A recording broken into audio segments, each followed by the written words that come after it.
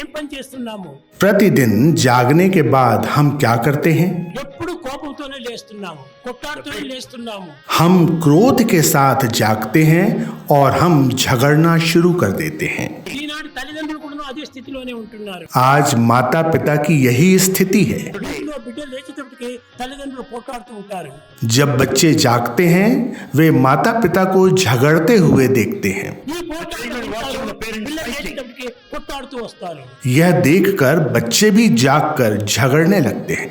యద్భావం తద్భవతి. తల్లిదండ్రుల యొక్క భావములే పిల్లలకు వచ్చేసేస్తుంటాయి. यद भावम तद भवति। माता पिता की भावना ही बच्चों में आ जाती है। కనుకనే మొట్టమొదటి తల్లిదండ్రులు శాంతంగా నిద్ర చేయాలి. इसलिए माता पिता को शांति पूर्वक जागना चाहिए। నవ్వుతూ నవ్వుతూ నవ్వుతూ నవ్వుతూ మాట్లాడాలి. అప్పుడే దీన్ని ప్రతిబింబింపజేసుకొని పిల్లలు కూడా నవ్వుతూ నవ్వుతూ మాట్లాడతారు. उन्हें मुस्कुराहट के साथ बात करनी चाहिए ताकि बच्चे भी ये देखकर मुस्कुराहट के साथ बात करें। పిల్లలకు మంచి విద్యను నేర్పాలనుకుంటే మొట్టమొదటి తల్లిదండ్రులు ఆచరించాలి.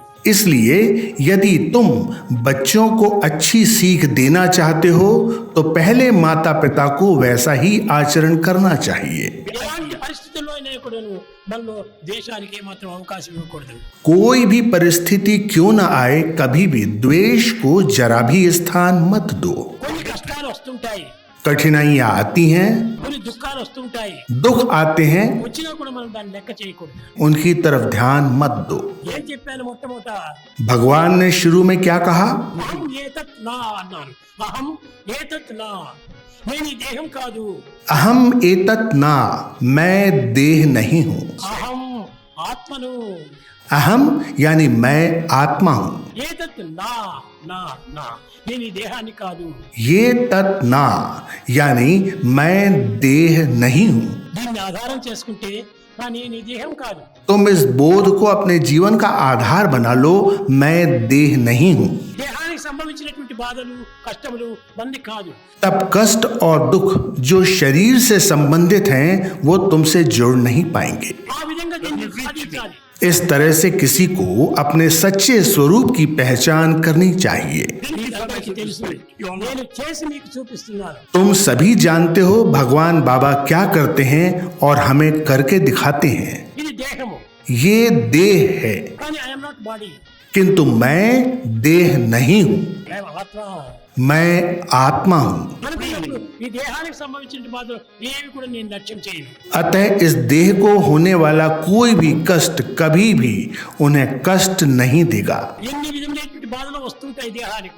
देह को कई तरह के कष्ट आते हैं। బాధలకు సంబంధించినటువంటి మనం లెక్క చేయకూడదు. देह के इन कष्टों की तुम्हें कभी चिंता नहीं करना चाहिए। కష్టం నుంచి పుట్టినటువంటి దేహము, वास्तव में कष्ट से देह का जन्म हुआ है। కష్టం నుంచి పుట్టినటువంటి దేహము, कठिनाइयों से देह का विकास हुआ है। కష్టం అనుభవించక తప్పదు. अतः उसे कठिनाइयों का सामना अवश्य करना चाहिए। కనుక మనం దీనికి లెక్క చేయకుండా మనం పోవాలి. अतः इन समस्याओं से विचलित न हो। ఇది దేహం యొక్క సహజము, यह देह के लिए सर्वथा स्वाभाविक है कष्टों का होना। ఆత్మ యొక్క సహజము. तुम आत्मा हो यही सत्य है। ఆత్మ సహజాన్ని నేను ఫాలో చేయాలి కానీ దేహ సహజాన్ని మనం ఫాలో చేయకూడదు. आत्मा की प्रकृति का अनुसरण करो, देह की नहीं। కనుకనే మనం దేహాత్మ భావాన్ని ఏమాత్రం అభివృద్ధి పరచుకోకూడదు. अतः अपनी देह की पहचान विकसित मत करो। ఇది నాది కాదు, यह मेरी नहीं है, मैं देह नहीं हूँ। ఇది కర్చీఫ్, ఇది నాది కాదు, బయటది. यह एक रुमाल है और यह मेरा नहीं है, यह मुझसे अलग है। కాబట్టి దీనికి ఎంత మలినమైతే నీకేమి? वह बहुत मैला हो सकता है किंतु तुम क्यों इसकी चिंता कर रहे हो? ఎన్ని బాధలు కలిగితే నీకేమి? यह कठिनाइयों से भरा हो सकता है किंतु तुम क्यों इसकी चिंता कर रहे हो? ఇది కట్టు కడితే నీకేమి? वह बंधनों से जकड़ा हुआ हो सकता है किंतु तुम उसकी चिंता मत करो। ఏమి కాదు, వాస్తవమే. यह सब कपड़े से संबद्ध है।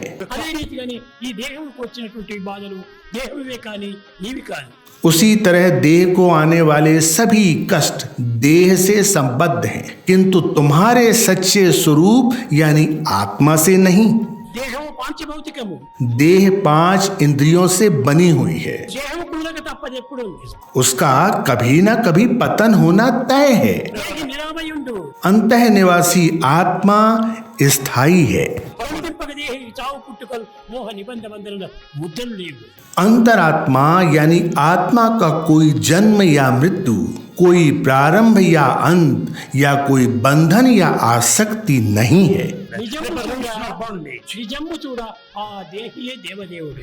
सत्य कहा जाए तो वह अंतः निवासी यानी आत्मा सर्वोच्च ईश्वर है, ब्रह्म है స్వయంపగా ఆత్మ సాక్షి అయి और वो साक्षी के रूप में बने रहते हैं ఆ దేహి దేవుడు ఆత్మనే. और वह अंतः निवासी ही आत्मा है. దానికి రాని దానికి నువ్వు ఎందుకు యోచించావు? तब तुम उन बातों को क्यों सोचते हो जो तुम पर आई ही नहीं है? నీ దేహానికి వచ్చిన దానికి నువ్వు ఎందుకు చింతిస్తావు? तुम देह पर आने वाली कठिनाइयों के बारे में क्यों चिंता करते हो? ఈ చింతపడటం మంచిది కాదు. इस तरह परेशान होना अच्छा नहीं है. ఎవరో నిన్ను తిట్టారనుకుంటావు. तुम ये सोचते हो कि किसी ने तुम्हें अपशब्द कहा. తిట్టినాడని నువ్వు తెలుసుకొని నువ్వు బాధపడుతుంటే ఇది ఎవరికి సంబంధం? तब यदि तुम उसके बारे में चिंतित हो जिसने तुम पर दोषारोपण किया है, పడకూడదు. उनके बारे में चिंता मत करो. వాడు తిట్టిన వాడు చెడ్డ తిట్టే అవి గాల్లో కలిసిపోయినాయి. वह आलोचक जिसने तुम पर दोषारोपण किया है वह कुछ भी कह सकता है, किंतु वह सब कुछ हवा में उड़ जाएगा, अर्थात वे तुमसे संबंधित नहीं है. రోజు తిట్టే చేస్తే అది నీ మనసులో నిలిచిపోతాయి. सभी प्रशंसा और अच्छी आलोचना तुम्हारे साथ रह जाएगी. ఏమీ నీకు తగలవు. दोनों तरफ से तुम पर कुछ भी असर नहीं होगा, ఏమీ నీ దగ్గరికి రావు. कुछ भी तुम्हारे पास नहीं आएगा. ఆ రానట్లుగా నువ్వు ఎందుకు పిలిచి జగడం వేసుకోవాలి? तब तुम उन बातों से क्यों व्याकुल हो रहे हो जो तुम्हारे पास तक नहीं आई हैं? This is not my. यह कठिनाई मेरी नहीं है. ఈ విధమైన దీంతో మనం దాన్ని తిరస్కరించిపోవాలి. इस तरह तुम्हें उन्हें अस्वीकार कर देना चाहिए. ఇలాంటి సత్యమైనటువంటి భావము, నిత్యమైనటువంటి తత్వము మనం అభివృద్ధి పరచుకున్నప్పుడే మనం మానవులుగా రూపొందుతాం. हमें सत्य के इस अनंत सिद्धांत को विकसित करना चाहिए, तभी तुम एक सच्चे मानव हो सकते हो. జీవితం పాంచభౌతికము. यह देह 5 इंद्रियों से बनी हुई है ఇలాంటి పాంచభౌతికమైన జీవితము ఏమాత్రము బాధపడక తప్పదు. और इस देह का कष्ट भोगना निश्चित है. పడుతుంది పోతుంది. यह दुख भोगती है, बाद में चली जाती है, అది నీకు సంబంధం కాదు. किंतु वह तुमसे संबंधित नहीं है. ఈ సత్యశక్తిని నీవు సంపాదించుకోవాలి. అది నీ సాధన. तुम्हें सत्य के संदेश को समझने की कोशिश करनी चाहिए, वही तुम्हारी साधना है. అసలు సాధన నువ్వు చేసుకోకుండా సాధన చేస్తున్నాను.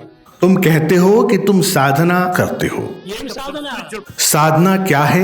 జపమాల తిప్పుతున్నాను సాధన. तुम जप माला यानी माला के मनके को घुमाते रहते हो. వేళ్లతో జపమాల తిరుగుతుంటాది, మనసు ఊరంతా తిరుగుతుంటాది. हाथों में केवल मन का घूमता रहता है और मन बाजार के फेरे लगाता रहता है. ఇదో జపమాల కానే కాదు. क्या यह जप है? नहीं, इसकी तुलना जप से नहीं हो सकती. నువ్వు భగవంతుని చింత చేస్తున్నావు, तुम कहते हो कि तुम ईश्वर का ध्यान कर रहे हो. ధ్యానం చేస్తున్నావు, కూర్చొని నిశ్చలంగా కూర్చున్నావు. तुम शांत बैठकर ध्यान करते हो. నీ దేహం నిశ్చలంగా కూర్చుంది కానీ तुम्हारी देह सीधी बैठी रहती है, కానీ నీ మనసు పరిపరి విధంగా పరిగెత్తిపోతుండాలి. किंतु तुम्हारा मन हर जगह ताने बाने बुनता रहता है. అట్ట కాదు. नहीं, इस तरह नहीं. చేసి ఒక నిశ్చలంగా చేయాలి. స్థిరమైనటువంటి చిత్తము. तुम्हें एक स्थिर मन के साथ इसे पूर्ण स्थिरता से करना चाहिए. చలించని మనసును, భ్రమించని సృష్టిని మనం సాధించుకున్నప్పుడే నిజమైన సాధకులు అవుతాం. तुम सच्चे साधक, आध्यात्मिक जिज्ञासु बन सकोगे केवल तब जब तुम बिना किसी भ्रम के स्थिर मन प्राप्त कर लोगे. ప్రేమ స్వరూపులారా, प्रेम स्वरूपो, కోటికి కూడా చంచలమైనటువంటి భావాలు వస్తాయి.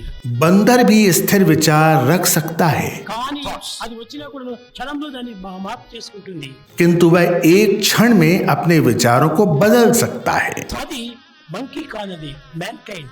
हमारे विचार भी बंदर की तरह नहीं, किंतु मनुष्य की तरह होना चाहिए. కానీ ఇప్పుడు మ్యాన్ ఏం చేస్తున్నాడు? మంకీ మైండ్ ని డెవలప్ చేసుకుంటున్నాడు. किंतु आज मनुष्य एक बंदर जैसे मन का विकास कर रहा है. మంకీ మైండ్ ని దగ్గరే చేర్చకూడదు. तुम्हें बंदर जैसे मन को अपने समीप भी आने नहीं देना चाहिए. మ్యాన్ కైండ్ గా ఉండాలి. मानव जाति को दयालु होना चाहिए. మ్యాన్ అంటే ఎట్లా ఉండాలి? త్యాగంగా ఒక విధమైనటువంటి కరుణతో కూడి ఉండాలి. मानव को दयालुता और करुणा से परिपूर्ण होना चाहिए. ఆ ప్రేమతత్వాన్ని పెంచుకోండి. उस तरह के प्रेम और करुणा का विकास करो. समस्त लोक